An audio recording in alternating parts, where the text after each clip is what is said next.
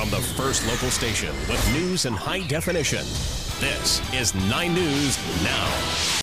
This morning, our Mind Over Money segment is back, and here are the experts. Jerry Benner and Angie Hicks are talking housing. Marion Thompson is taking your tax calls. Wayne Zell is an estate planner. Bruce McClary can help you get out of credit card debt. And we're cooking with Chris Hohenberger. He has advice on cooking affordable meals. Once again, our Mind Over Money phone number is 202-432-9045. Some people are waiting for your call. Help them out.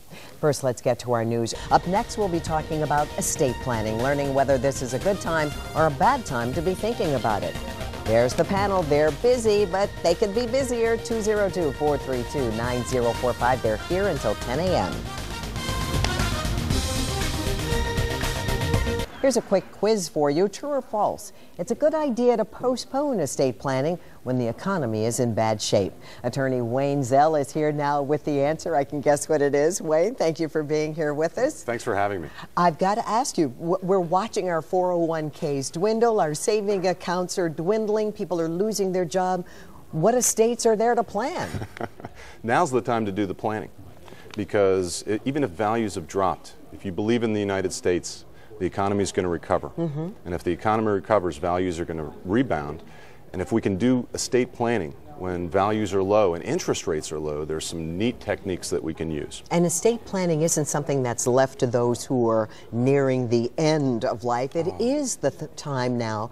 Young families, even if you're single, plan now. Absolutely. I mean, if you have a family or if you're by yourself, you need estate planning to plan for not only what's going to happen when you die, but what's going to happen to you if you become incapacitated or disabled. So, for example, you need a durable power of attorney over finances. You need an advanced medical directive or healthcare power of attorney or a living will to take care of you in terms of healthcare issues.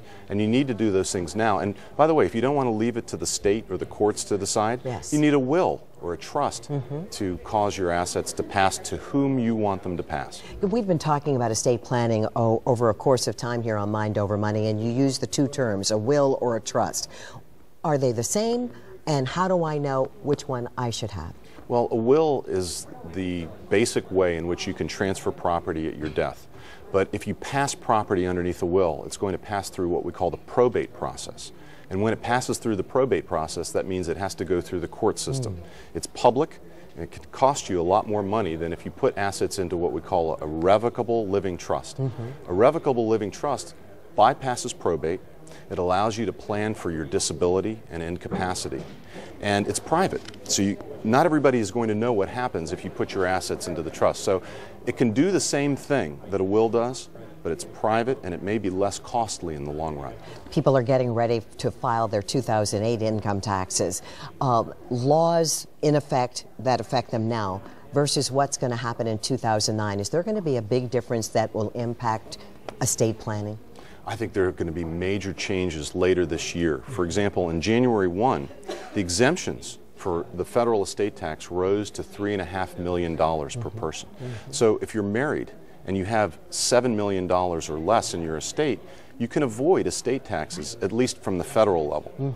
Later on this year, the president has indicated that he needs to take up legislation to avoid the repeal of the estate tax, which would occur naturally under existing law in 2010. So he's already said he's going to enact legislation later this year that affects what's happening in the estate planning world. So they may freeze the exemptions, and they may freeze the tax rates, and then they may have to pay for that some other way. So they may disallow some of the benefits that we get under current law in terms of advanced estate planning.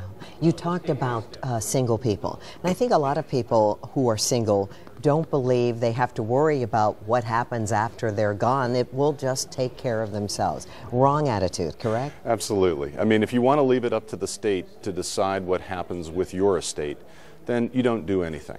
If you want to leave it up to the court to decide what happens with your well-being, if you're in the hospital and you can't make decisions for yourself, then you don't sign an advanced medical directive or durable power. So you really need to do something now to take care of your affairs so that if something happens to you, you don't leave it up to the courts or to the state to decide. You can go online and download documents for wills and trusts and advanced medical directives.